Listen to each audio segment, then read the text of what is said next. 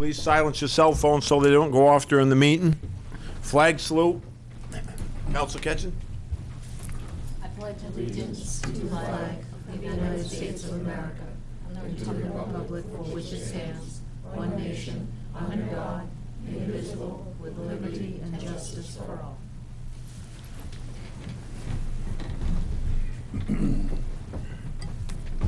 Roll call. A silent roll call has been taken and a quorum is present. Approval of the minutes, the August 19th, 2019 special council meeting. So move. Second. It's been moved and seconded. Any discussion? All those in favor? Petitions, communications, and citizens' requests. If somebody's here that would like to take up something that's not on the agenda, this would be the time to speak up. Reports. Council President, I have nothing. Standing committees, finance, public, administrative, and economic services, landfill, legislative, sewer, airport, and housing subcommittees. City councilors.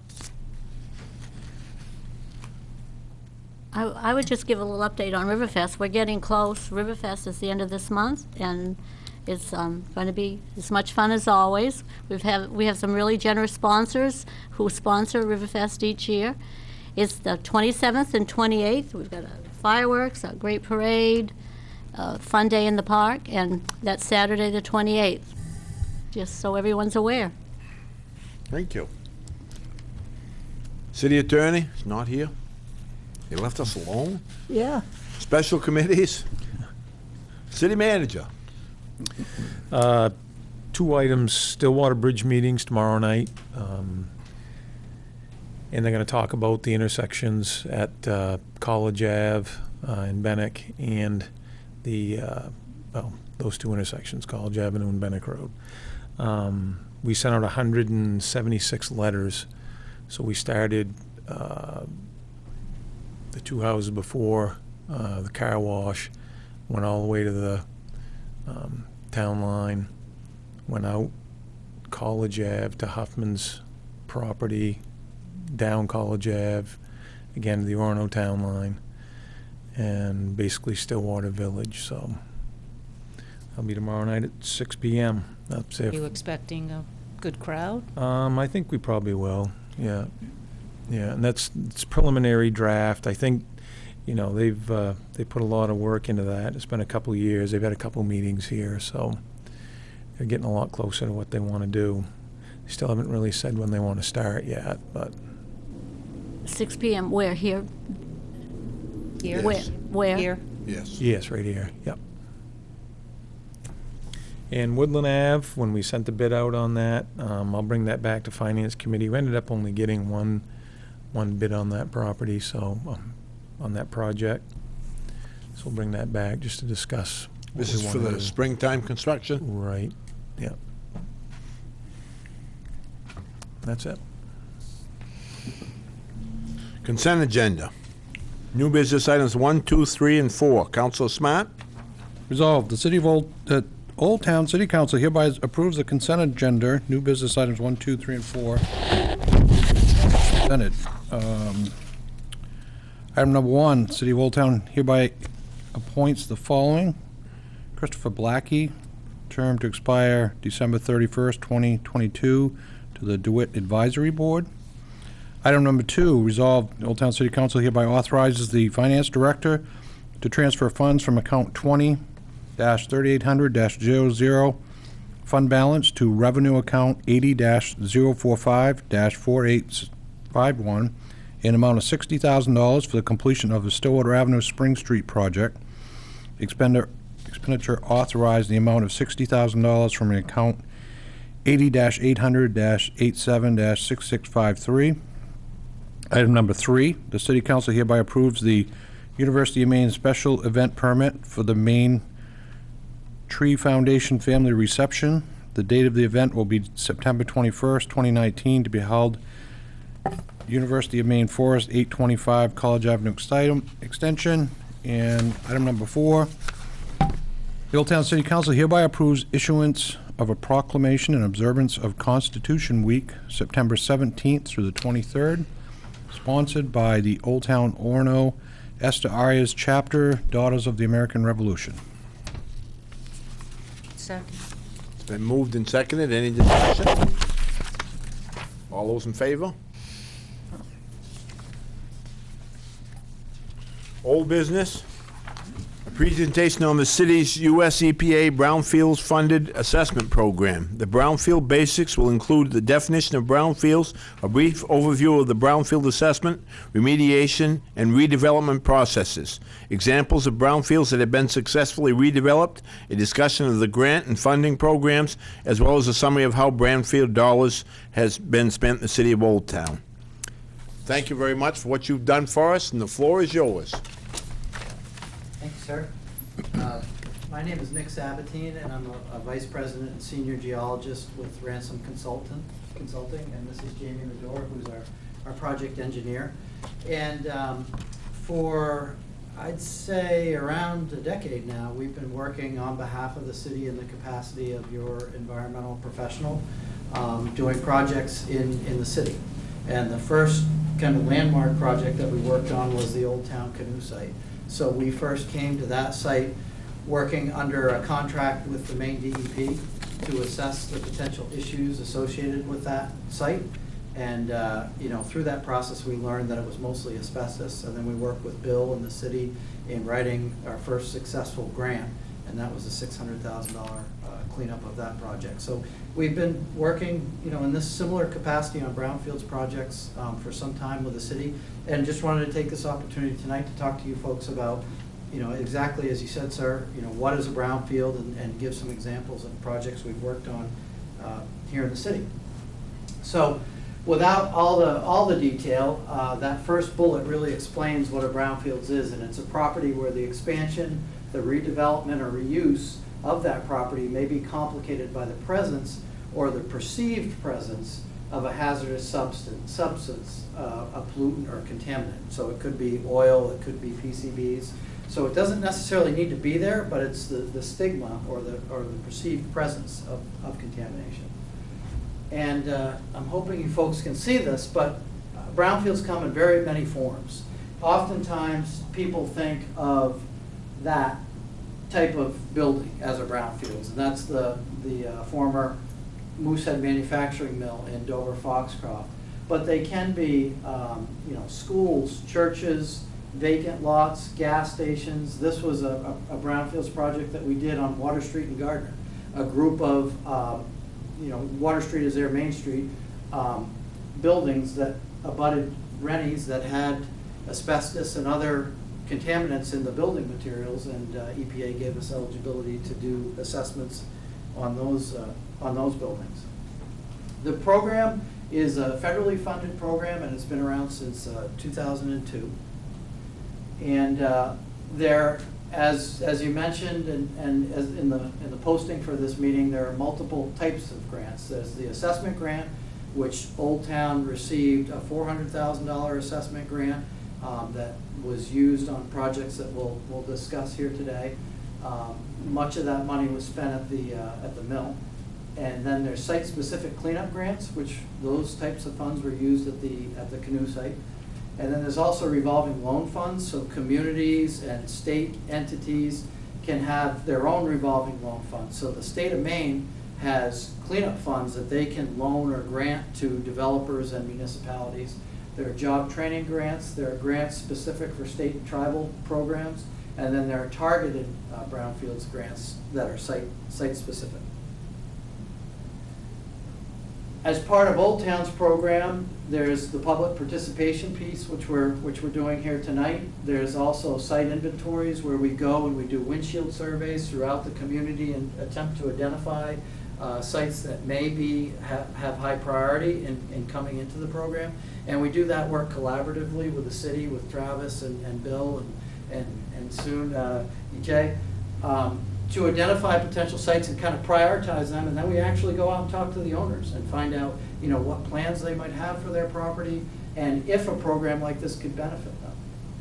We also do phase 2s, which is when we come in and we do, the groundwater sampling, the soil sampling, and those are more intrusive. But if we do a phase 1 and it identifies that there's a potential for contamination will come in the phase 2 and actually investigate that through some sampling. Again, I just spoke to this, the windshield surveys, the interviews with community officials, and bringing sites into the program. This is the phase 1 that I described, and the phase 2. Oftentimes we find, even on these large mill sites that are on rivers, the exterior building contamination is not always the major driver on these projects. Oftentimes it's the actual building components, the ductwork surrounding a boiler, and that was exactly the case over here at the Old Town Canoe factory site. Sometimes indoor air is an issue, air quality, whether it be associated with mold, that can be abated as part of these programs. The assessment grant also allows you to do cleanup planning. So, if there's a site that we assess and we determine there is an issue, these same funds can work with the owner, work with the city to determine what the best option might be to evaluate the cleanup options. And so we create these documents called, it's a feasibility study. The Maine DEP and EPA reviews it, and we share with the owner such that they can bring the program into the Maine DEP VRAP program. And I want to focus on the benefits to owners. So certainly the council is familiar with the folks that own properties, the real estate community, the banking community, and some of you in the audience may have those similar relationships. But a good example of this, and Bill has described this to me, I understand that ND Paper was looking at multiple mills throughout the Northeast. And when they come upon a site like yours, there's certainly an environmental stigma associated with the mill property and what occurred here, and were there any impacts to the river that can represent hundreds of thousands of millions of dollars of cleanup funds. And in this case, through the city's work and the council, obviously, you had the foresight of, let's go in and let's assess this now so that we can understand the issues and make the property more marketable. So ND was able to use our phase 1, our phase 2, prior to their acquisition. Their environmental consultant called me and asked me, what I viewed the potential issues to be, and they used that to evaluate their risk. So that's a real benefit to an owner, because if an owner is looking to sell their property and there's a perceived environmental issue associated with that property, but they don't know what it is and they don't know what it might cost to clean up, their potential buyer's lender is going to require them to do that work. And this is all work that can be done under the city's program for free, under the program. EPA views the Brownfields program as much as an economic development tool as an environmental tool. So obviously they track this program by wanting to see the number of acres cleaned up, but they also want to know how many jobs are put back, how to a site, how their money is leveraged against private funds. So, whatever was spent on the assessment at the mill site, say $100,000 in round numbers, the EPA is very interested in understanding what ND Paper has spent, the millions they've spent to get this site back up, and they use that to justify, when they go back to Congress, their funding for the entire program. There are multiple other grants available, some of which Old Town has utilized, whether it be through the DECD and their programs, CDBG grants, the RLFs that I talked about through EPA. And our goal is always to develop a sustainable program within a community. So we don't want to just come in and do one assessment grant. We want to do an assessment grant and then take that through to cleanup so that a site actually gets cleaned up and reused. Again, the mill is a good example of that. Jamie's going to talk to us about some sites here in town and others across the state to give you some examples. So yeah, I have a couple of examples. All brownfield sites are different. They all have different challenges and different opportunities. And so this just kind of highlights the ones we've done in Old Town, and they're all a little different, and kind of the paths we took through each site. So it might trigger some ideas when you're listening about other sites that might be able to be put into the program to go through these similar processes. So obviously we can't stop talking about the mill. Everybody's so excited about the mill. We were driving by it today. It looks fantastic. So so this mill, there has been phase 1 ESAs, investigations, hazardous building materials. It's been, there was tons of assessments. There was all of this information out there, but it really wasn't kind of assembled in a way that was really usable to an owner, to a developer, to the town. So all of those were done outside of this program, but when we were brought on by the city, and the city, again, opted to start doing these assessments, one of the first things we did was we did this data gaps assessment and the review of historic reports, and we basically just did this huge assessment to identify everything that was done, and then we kind of picked holes in it to try to figure out if there was anything that was missing, if there was any areas that hadn't been fully assessed, or things that we needed to do on the site. We found that there was 14 or 15 areas that we thought needed to be assessed further. So we were able to use the Brownfields funds to go into this phase 2 investigation. So as part of this, we did a ground penetrating survey to look for underground utilities and tanks. We collected hundreds of soil samples, tons of groundwater samples and river samples, and we did wipe sampling in the buildings to make sure there was no contamination that had settled inside the buildings. Again, as Nick said, that this assessment, this report that we created, this information that we gathered, ultimately made the site a lot more valuable to the developers. So it made it a lot more developable, I guess, to have this. And so sometimes it's important to do that assessment once a developer's on board, but sometimes it is good to be proactive to have that kind of in place. So if someone does come and they're interested in a site, the owner really has a good feel of what the conditions are, what the environmental conditions are at that site. And obviously we know what a success that was. And like Nick said, that $100,000 ultimately leveraged, $50 million, maybe more. I mean, that assessment money ultimately did grow into something a lot better, money and the jobs and all of the extra development that comes along with all those jobs. So it's a wonderful thing. So another one is a Jefferson Street School. Very different type of site, a lot smaller, a lot more contained.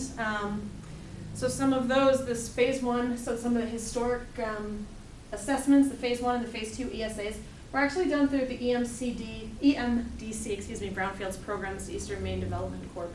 So some assessment grants are given to the city, and it's just a community-wide, but other ones are given to an area. So Eastern Maine Development can do multiple cities within their region. So they had actually done some assessments on the Jefferson Street School, and they identified that there was asbestos and hazardous building materials, PCB in the paint, actually.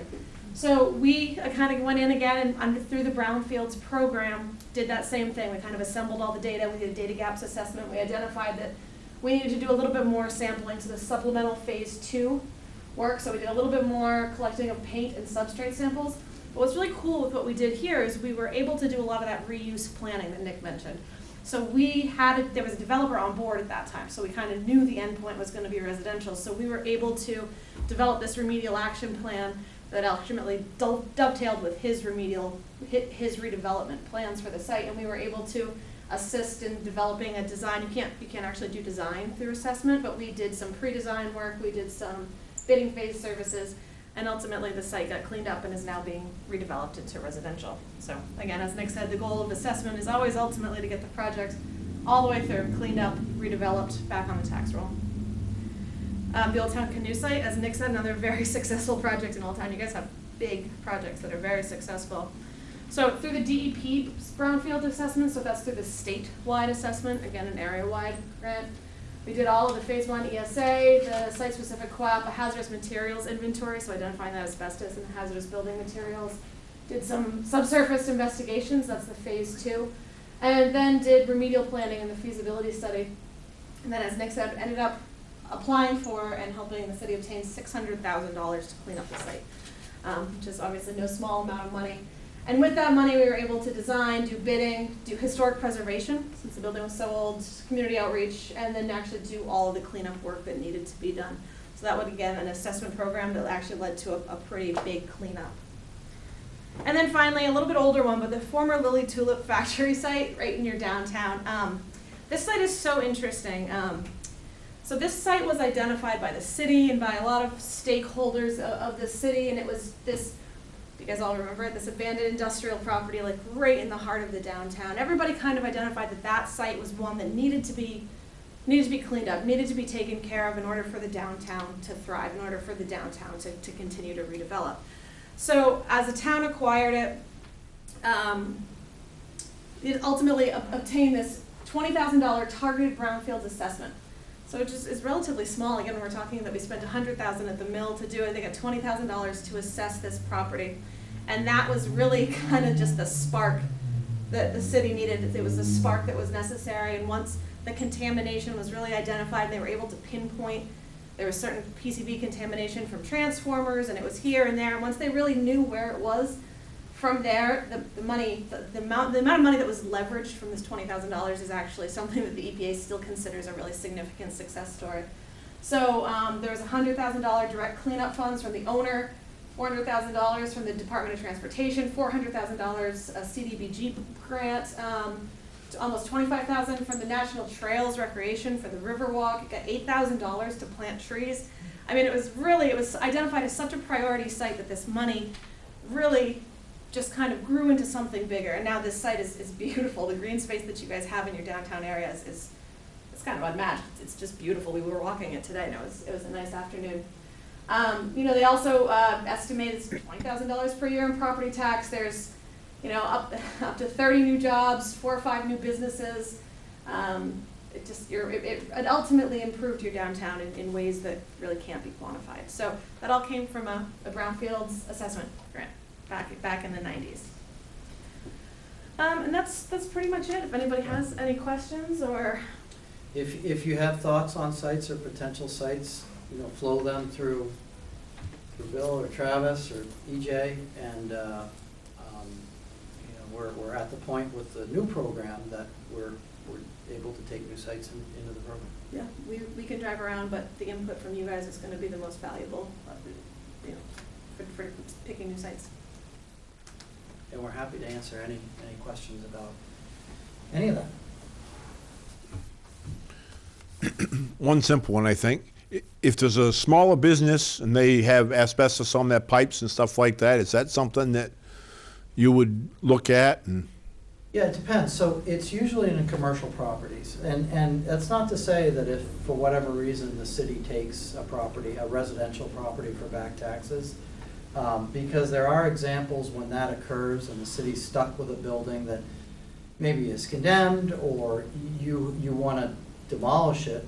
Prior to demolition, you typically do an asbestos survey, and this program can pay for that. So if your situation is a country store or something like that, and there's an asbestos wrapped pipe or a boiler, yeah, it's definitely something that can be brought into the program. And our process is, when we learn of a site, it's usually either Bill bringing it to us, or we say, what about this site? And we talk about it. And if we feel it's viable, there's a 1 or 2 page form that we submit to EPA, just that justifies this site coming into their program for them to expend money on.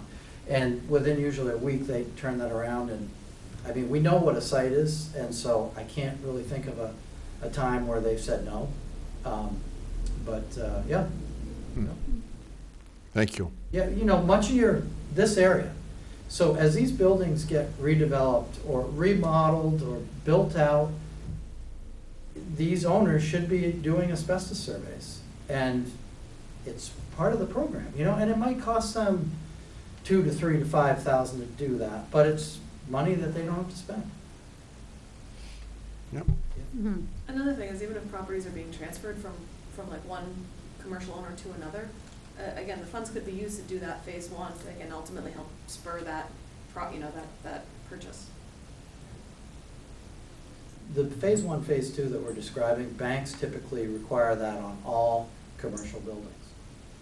So if you guys learn of a transaction that's going to occur, to ask an owner or the prospective purchaser, do you need to do a phase 1? Think about this program and give them a brochure. Cool. Yeah, Thank you sure. very much.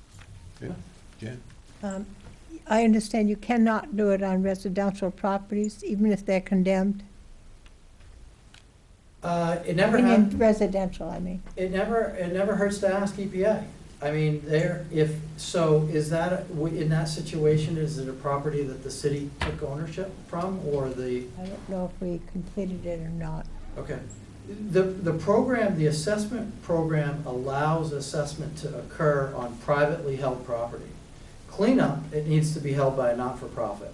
So that's why Old Town Canoe, the city took ownership of it, had to hold that ownership until it was cleaned up. But on assessment, it can be privately owned, privately held property. Thank you. Yep. In the city of Gardner, we've done several assessments on residences that the city's had to take for, Back taxes, For back back taxes. sewage, Yep. right. And as you can imagine, I mean, EPA doesn't want to see all their money spent on single-family residential, they're not gonna do that. But you have a lot of multi-units in town. And Old Town, as a city, has a lot of multi-unit housing. And so, yeah, in my mind, I would definitely run that by EPA and try to get eligibility. Yep.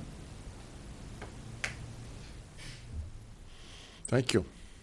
Anybody else? Sure. Thank you.